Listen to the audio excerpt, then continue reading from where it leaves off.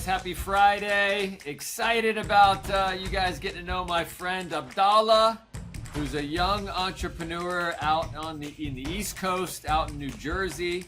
And welcome to the Clear Channel. So if you haven't got a chance to subscribe, our mission on the Clear Channel is to help change the world one leader at a time. And we want to do that by bringing amazing people onto the channel, giving advice about life, leadership, and sales. And I'm pumped to have my friend Abdallah on today. So good morning, good afternoon, Abdallah, depending on where everybody is in the country. How are you today? I'm doing great. Good afternoon, Ken. Super excited to be on today and chat.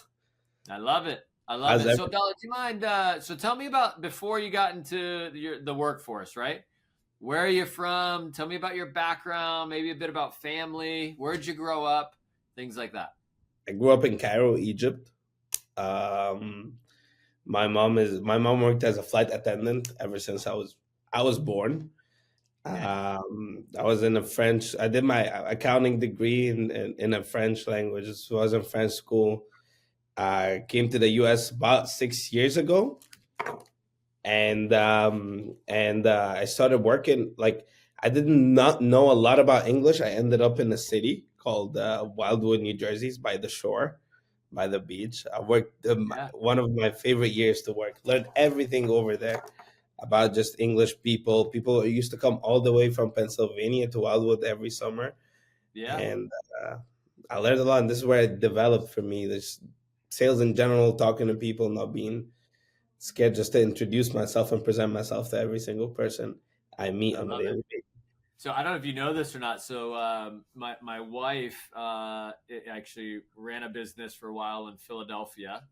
Obviously, I went to Penn State in Pennsylvania, and before I moved to Chicago, when I was kind of learning business and learning sales, I would go down to the Jersey Shore in Wildwood and Cape May, New Jersey, some of those Yeah, areas. When I was right out of school, that was like that's where everybody went out of college, out of Penn State. So I'm very familiar with the shore. that's It's awesome. yeah, I don't know if you do that. So, and then my wife went to Rutgers, right? So she's from the New Jersey area. That's where she grew up for a while before she went to California and started her career. So very cool. So tell me about Egypt. Tell me about Cairo. So like, if for anyone that maybe has never traveled to that part of the world, is it like in New York City? Is it like a Philadelphia? What is it like over there? It's definitely calmer. Cairo in general. It's calmer, where it's a place where you can have a lot of fun if you are well established. If you are a well established person in general, and you go to Egypt, you're gonna have the time of your life. There's so many 80% of that like worldwide monuments exist in Luxor, which is a city down south in Egypt, and like there's a lot of places you can see, a lot of things you can meet, and the people are very welcoming in Mm, general. In general, but living there, if you live there, if you work there, this is the whole reason why I came here to the U.S. for the opportunity, right? The American dream, and I don't know here. One thing what's cool about America, you come in here, you put your 100%, you get 100% of the results. sure. In Egypt, it's kind of like you're gonna have to double and triple down to get the same results that you would get it somewhere else. It's Hmm. just a lot of stuff we overlook sometimes Yeah, for here in sure. the US. Even me, after like running a business and meeting a lot of like candidates, a lot of people, I'm like, yes, it's normal. It happens everywhere. Yeah. It's everywhere. It's just rewarding here. It's interesting you say that, and I think you and I have talked about this in the past and our families. And my mom moved to America at 18 years old for the American dream to from Colombia, and I've been fortunate enough to take my now family and my wife and my boys back to South America, and things are a little bit different there. And to your point, there's people in Colombia that have money and have done well, and there's people who haven't. There's like a very drastic difference between the kind of the upper class and the maybe the middle to lower class. And It sounds it kind of maybe does that sound like the same in And, Egypt? Like if you do well, then you do maybe potentially really well, and if you don't, it's like a lot tougher the day to day. like I know people in Egypt right now that has to get 2 3 jobs a day just for the bare minimum to live a normal life. Yeah, And with years pass by, and it's decisions, and it's all in our control, right? yeah. And if people, So yeah, yeah, sorry to cut you off there. So it makes sense, right? So you moved to America, right? You're in French schools. So coming to the US, learning English and getting English down as so this would be what, your third or fourth language? third language. Third language. So your third language. Did you go to school here at all or no? No, No. So you yeah. came here after school and just started working and getting things going. So tell me about that experience going on job interviews. You fell into this industry of sales. How was that experience for you being young in the workforce? So that for me it's the experience of my life, because I learned a lot through the years where I went to college, because I'm a COVID graduate. Everything was on Zoom. We didn't have to go in campus. We didn't have to do anything. So if Yeah. it was easy for me to spend those 4 years not doing anything and getting. So by the time I graduated, I had my diploma and my bachelor, and everything's ready. And I came to the U.S. looking for a job, an accountant. It's tough. Now I had to pay the bills. Just putting effort in general, and I regret. I was like, okay, last 4 years, if I put in at least 50 60% of the effort I was supposed to put, I would probably be landing those interviews. Yeah. You're gonna have to. So what I I'm remember, hearing there is, and listen, COVID was hard for a lot of people, right? And the way schools are set up, my son just walked in. They're here today because they have off school this week. So he had me look at my face on my phone. So I got to know, he's downloading something right now because of school. But even my kids, I remember the day my wife called me and she said, "Hey, the schools that the boys are in are going virtual," and he's like, "What are we going to do?" And thankfully, we were in a position financially that we decided to put him in private almost overnight, and we had to come up with a lump sum of money to get him in there and get him going. But so many families couldn't come up with the 10, 20, $30,000, whatever it was, to make that pivot. And same with colleges, right? So people had to go virtual, and they had to learn business and learn life and school through a computer screen, which would kind of rob people a little bit of a way of the college experience. So you get through that, you deal with all of it, you come into the workforce, and you realize what I'm hearing is, oh shoot, I gotta like double down on my work ethic and really start getting things going. So how did that serve you? So how was the interview process in our industry? so the interview process here in this industry, when I got interviewed, it was very simple for me because I applied for like 150 jobs. I remember spending on like Indeed 150 jobs I applied for. Yeah. 4 or 5 people called me that Oh okay, wow. there's an interview. You might get an interview, and the interview, no one, and this interview they showed up, and I was, by the time I showed up on the interview, I was ready. I just needed a job. Yeah. I needed summer is over in Chance. Wildwood. There's no more jobs. I cannot get through the winter. This is the first winter that I don't have college in. I'm gonna have to make it happen. Yeah. With my also, I had a lot of bad spending habits that I had to learn through the years.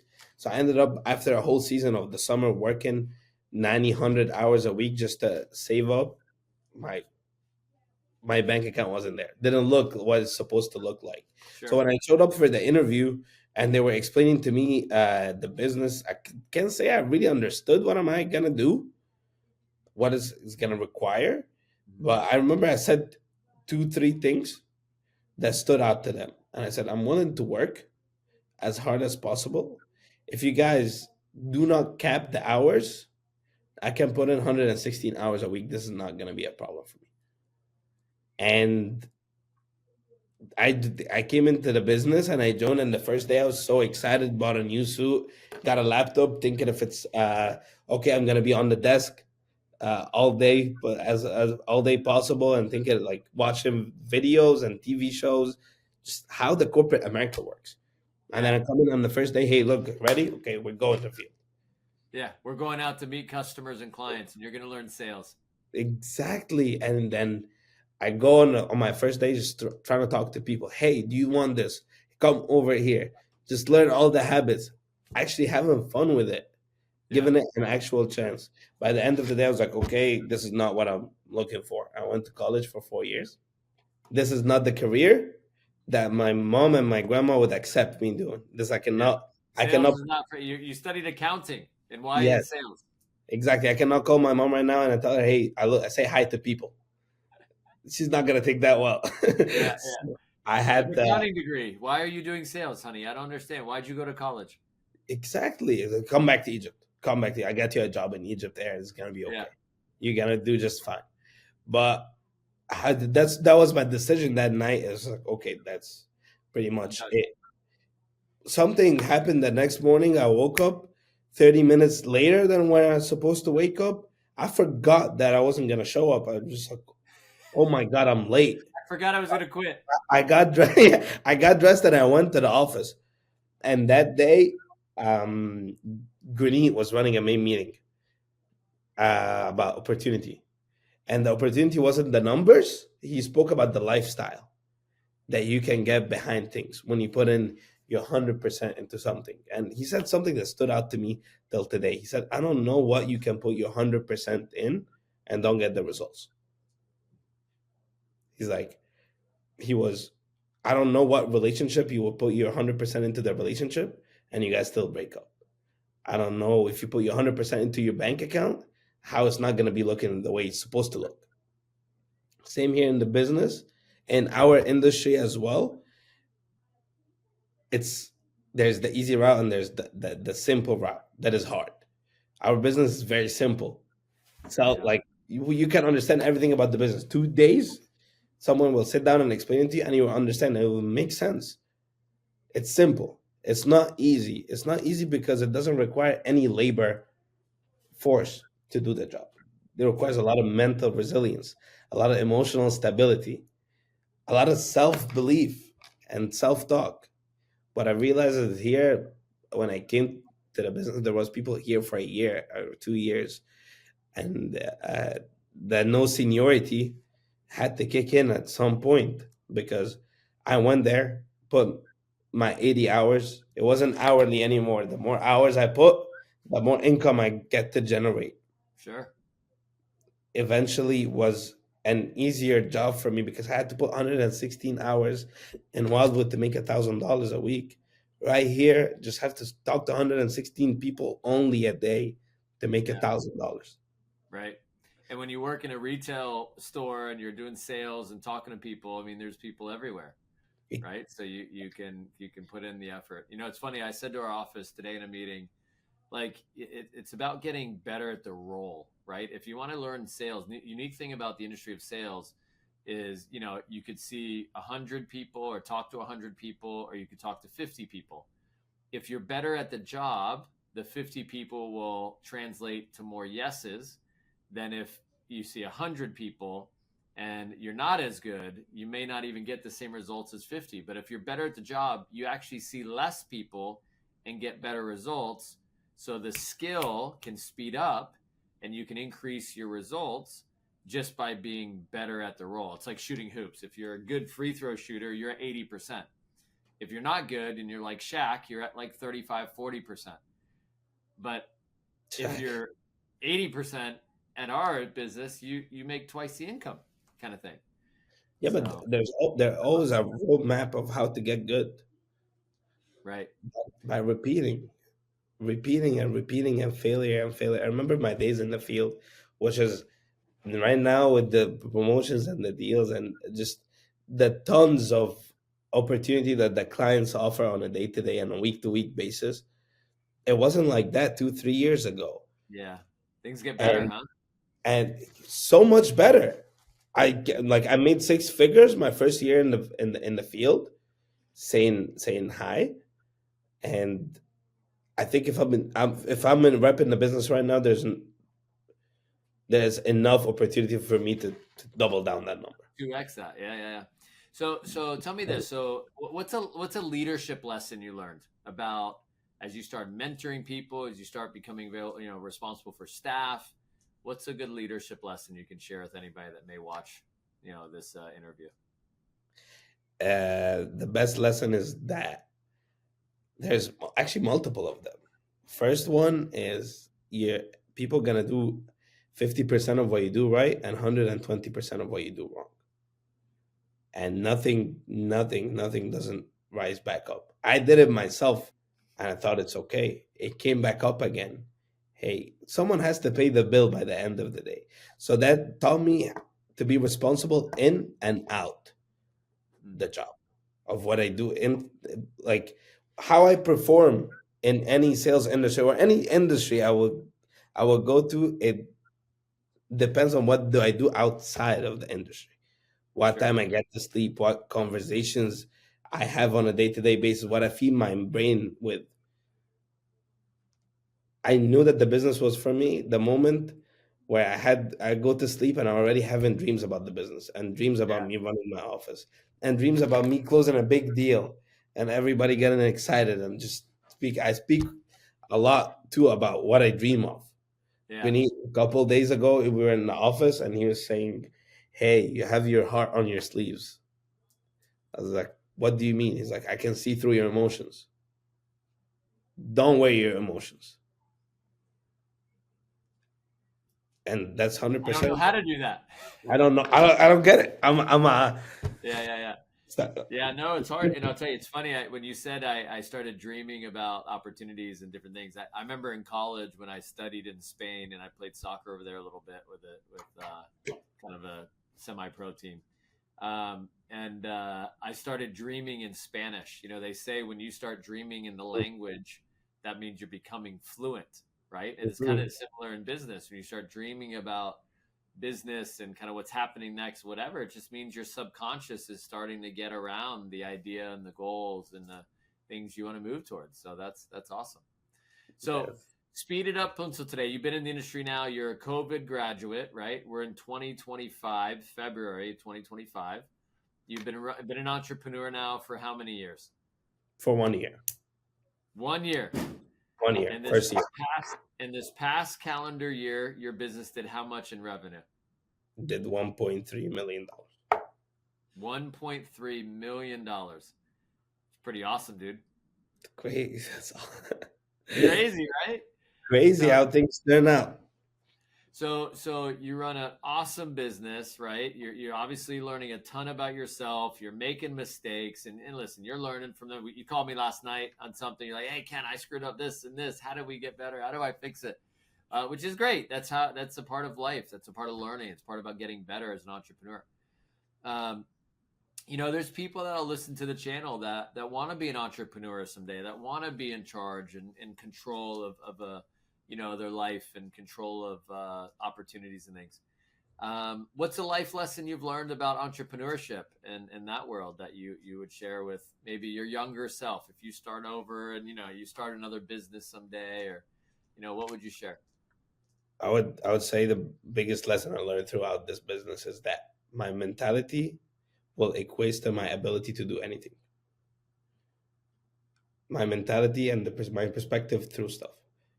You told me before that there's one word that's not allowed in your house is that I can't.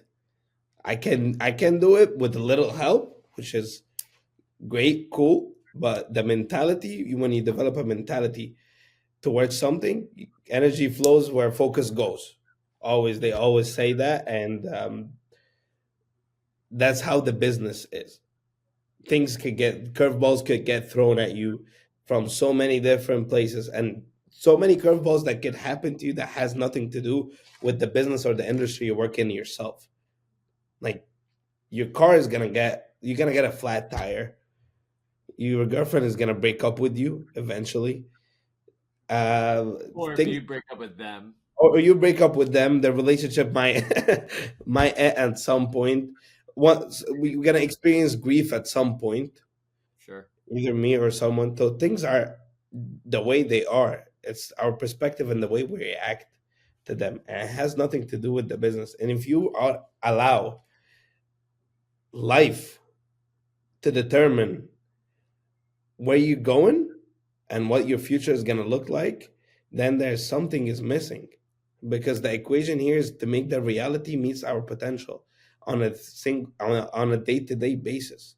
If if okay, for example, my if my potential is to run a 1.3 million dollar business and the reality is not the same, then this is the time to double down and triple down. And the truth that I ran this call a couple days to my team, I was like, it's awesome to put in your 100% towards something. It's great. I come from Egypt where you're gonna have to put in your 100% no matter you like it or not in order for you to be able to live. And Right. same in soccer, I'm a huge soccer fan. So if you want to play in the Champions League, it's gonna take you 100% from you and your team. But if Right. you want to be one of the teams that might win the Champions League, that's going to take another 200% of your effort. If you actually want to win the Champions League, that's 300%. Right. That's a different type of effort. And when I left Egypt for a reason. I left Egypt so one day I would go back, not the same person that left, not the 17 years old that left. Right. And this is why most of my company and most of the people that work with me on a day-to-day basis are immigrants. Hmm. You must be very proud of that, right? To help other people just like you that to get a shot, right? Exactly, exactly. Because when I first came to the US and I was like knocking on doors to get a room or a house or a job, I know how it feels to be in the market looking for a job or looking for a place to stay. And when I opened up my business, I promised myself that I'm gonna give a fair opportunity to every single person that is just gonna come across my business, not for not only just to give back the opportunity, because I know what people's potential could be when they are in the right environment. And it's okay to put in you it's okay for the 100% that you put in not to work out. That means you need to put 200% and 300%. And this is how we're going to get better day by day and year by year and push through everything that every curveball that is going to get thrown at us that is might be normal and might be business related, but there's always a solution. Yeah. So your mom's gonna watch this. I know we talked about that earlier. She may not understand a lot of. Does she speak English or no? She speaks English, but I don't know if she might understand everything that I spoke So about. she'll understand most of it. Is there anything you want to tell your mom?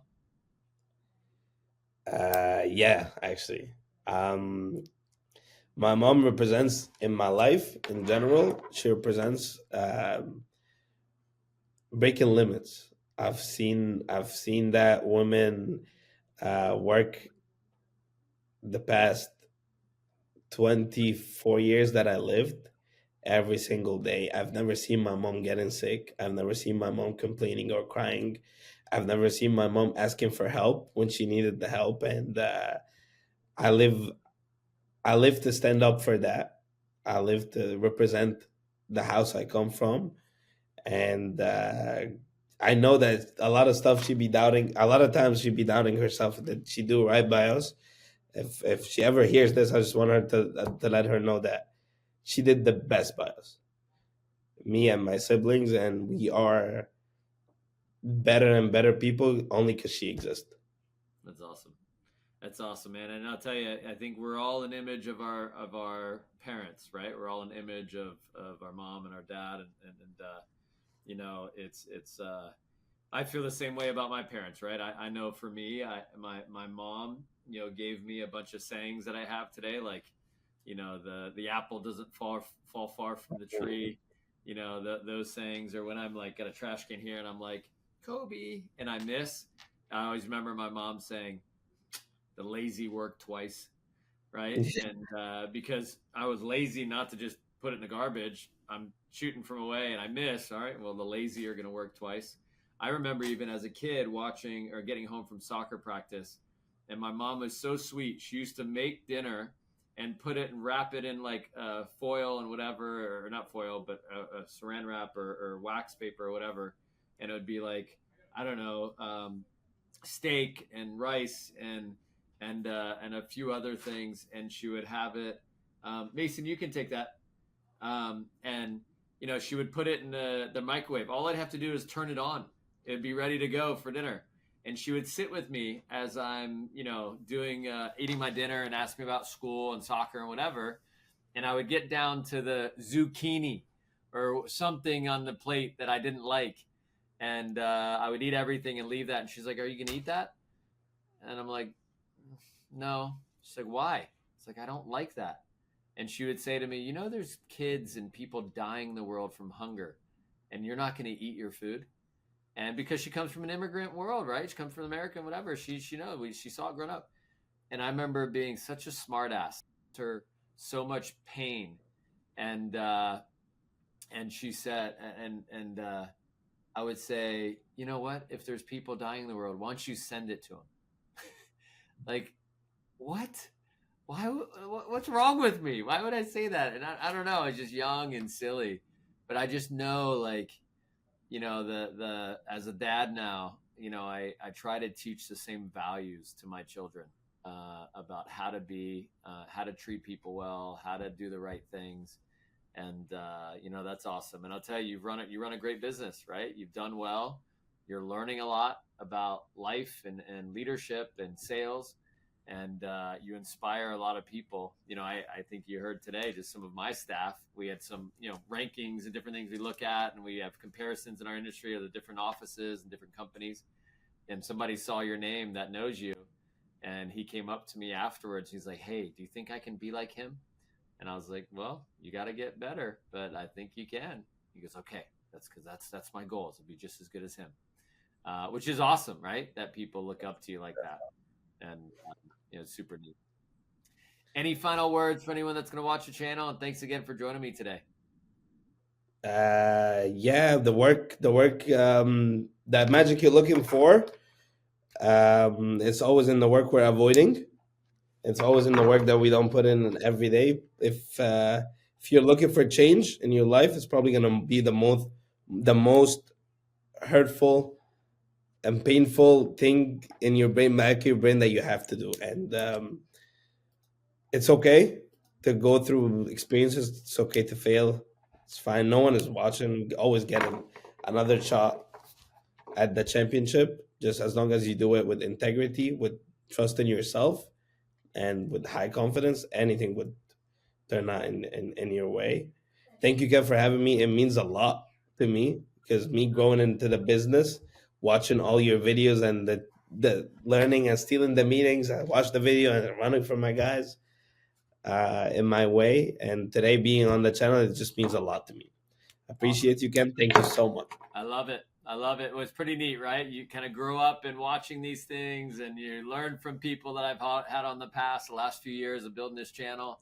And now you're one of the stars, which is really neat. And that's what it's all about, right? Is learn, perform, excel, share your story, and help us as a community that we're building to change the world one leader at a time. So thank you, everybody. Thank you for joining us today. Happy Friday. Please, if you haven't subscribed to the channel, KLEAR channel on YouTube. You can find us on Instagram and the TikToks and all those things too. But we'll talk to you guys very soon. And Abdallah, just hang tight as I stop the recording and then download it. Have a great day, guys. Bye.